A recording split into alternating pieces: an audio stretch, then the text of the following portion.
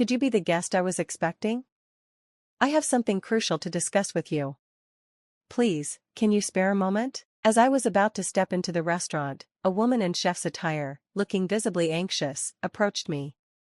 Initially, I assumed she wanted to confirm something about my meal, but what she revealed left me utterly stunned.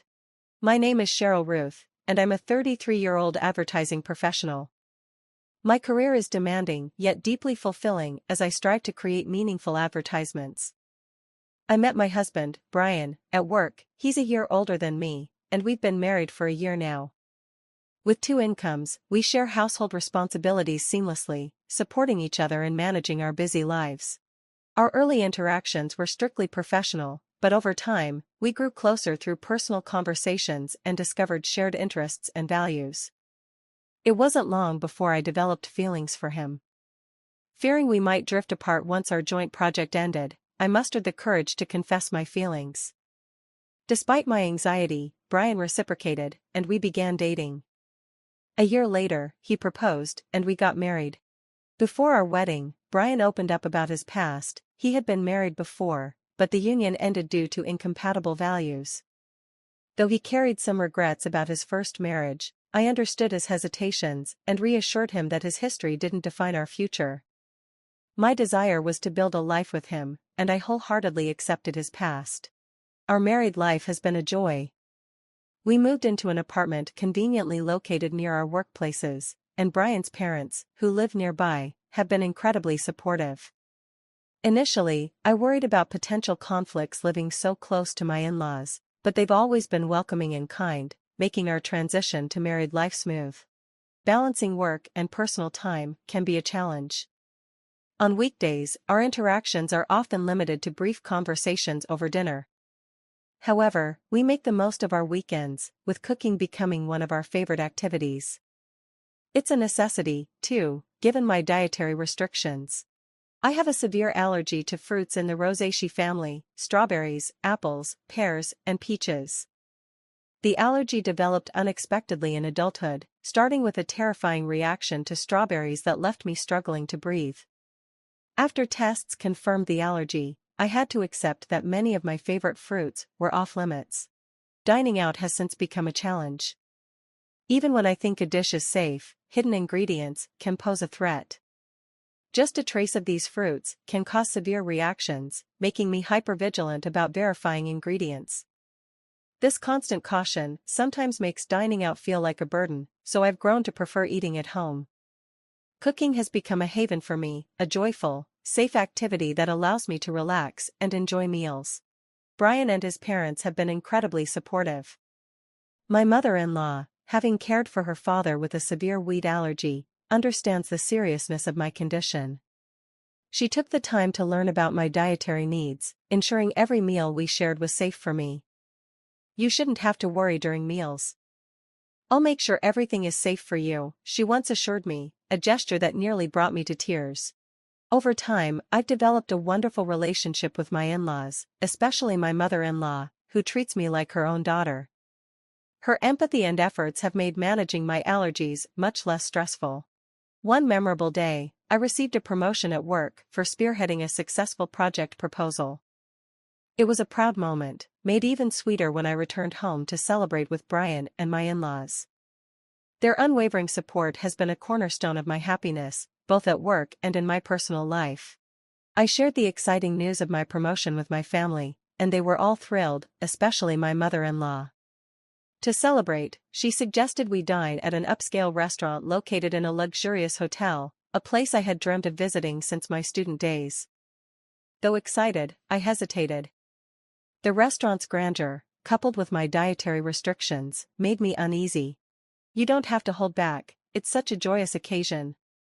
Let me treat you," she insisted, her excitement evident. Her enthusiasm warmed my heart, but my concerns lingered. Before my allergy diagnosis, I had browsed the restaurant's website and fantasized about trying their famous fruit-filled tart. Unfortunately, the restaurant frequently used fruits from the Rosaceae family in their dishes, which made me nervous. In the past, we always informed staff of my allergies in advance, but I couldn't shake the guilt of asking for special accommodations. We typically chose restaurants that rarely used such fruits to avoid any risk. Even though this restaurant could prepare allergen-free dishes, the potential for cross-contamination in a kitchen that regularly handled those ingredients felt daunting. Initially, I leaned towards caution, preferring to celebrate somewhere I could relax without fear. However, my mother-in-law's persistence and reassurance swayed me. "Don't worry, I'll let them know about your allergies when I make the reservation. I also happen to know someone there, they'll take extra care of us," she said confidently. Her connection to the restaurant surprised me, as she'd never mentioned it before.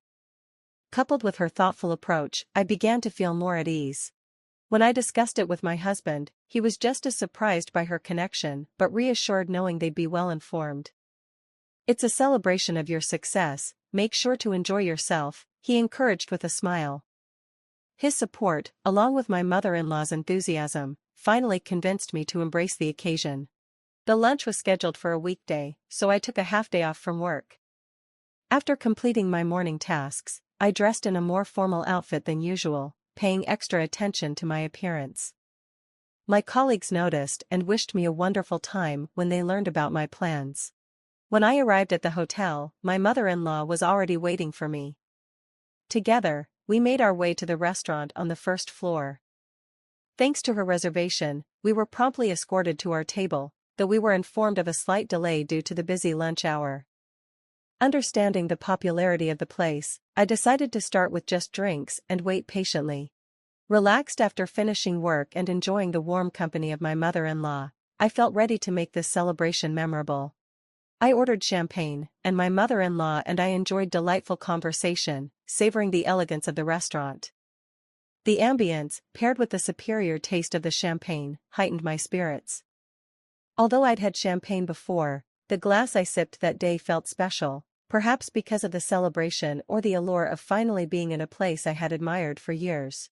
As we chatted, the tantalizing dishes being served to nearby tables only added to my anticipation for our meal. However, just as I began to settle into the moment, my phone rang from inside my bag. I hadn't turned it off, and seeing it was a call from work, a sudden wave of sobriety replaced my joy. Worried it might be urgent, I excused myself and stepped outside the restaurant to take the call in private, ensuring I could address any sensitive matters without disruption. Thankfully, the issue was minor. My colleague needed clarification on a document I had submitted earlier. Relieved it wasn't an error, I quickly provided the answers they needed. Just as I was about to hang up, an unfamiliar woman approached me. "Excuse me, are you the customer who made the reservation for today's meal?" she asked, dressed as a chef. She looked rushed and slightly breathless, her expression laden with concern. Puzzled by her presence outside the kitchen during such a busy time, I nodded cautiously. Her next words sent a chill down my spine. "It's dangerous to return to the restaurant now. Please leave the hotel immediately and ensure your safety." Her intense demeanor and urgent tone left me stunned. Though I tried to seek further explanation, her insistence and the gravity of her warning made my blood run cold. Without fully understanding the situation but sensing genuine danger, I hailed a taxi and headed home. That evening, my phone rang again. It was my mother-in-law, and to my surprise, her tone was sharp and furious, unlike anything I had encountered from her before. "You just left without a word. Don't you have any manners? What kind of upbringing did you have?" she chastised, her voice dripping with anger.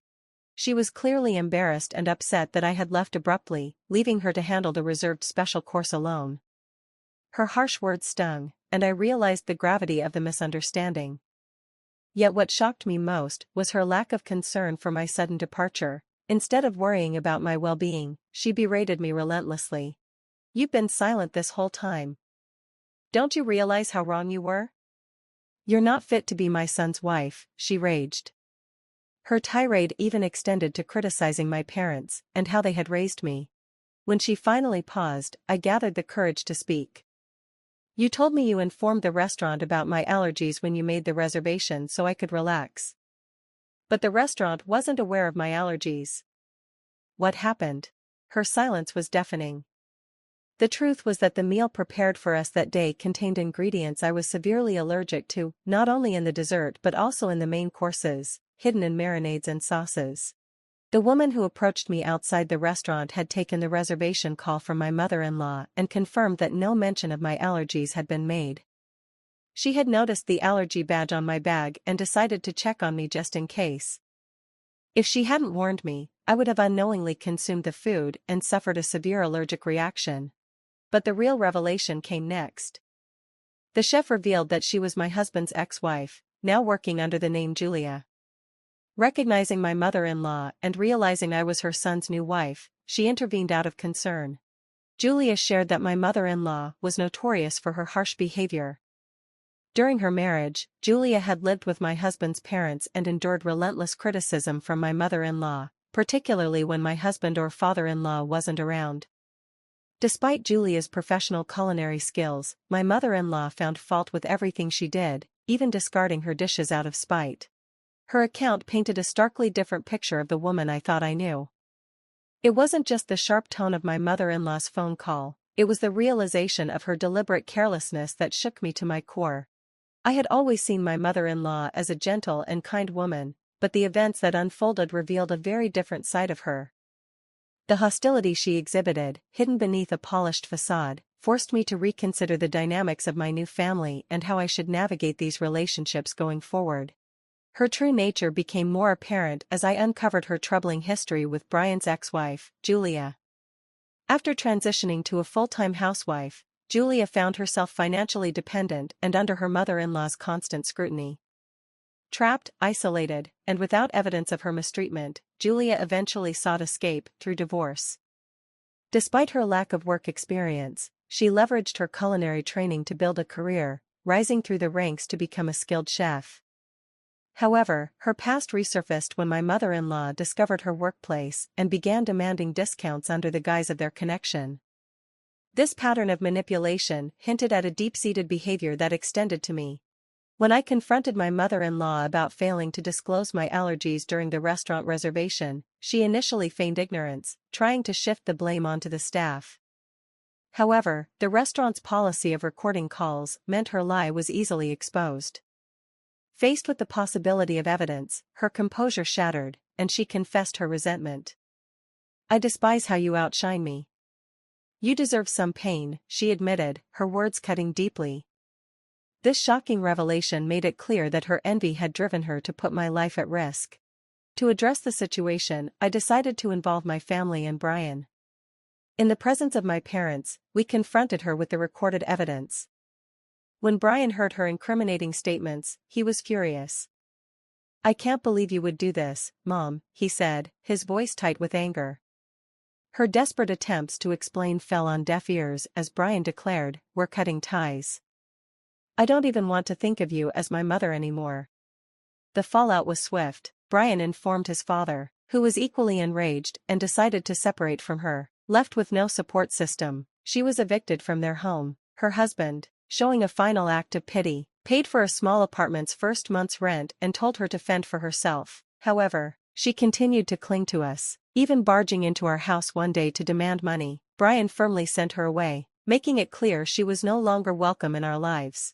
Rumors later suggested she had taken a job at a local supermarket, struggling to adjust to her new circumstances. Despite everything, I hoped she would work diligently, not only to support herself, but also to reflect on her actions. For my part, I resolved to maintain firm boundaries to protect our family from her manipulations.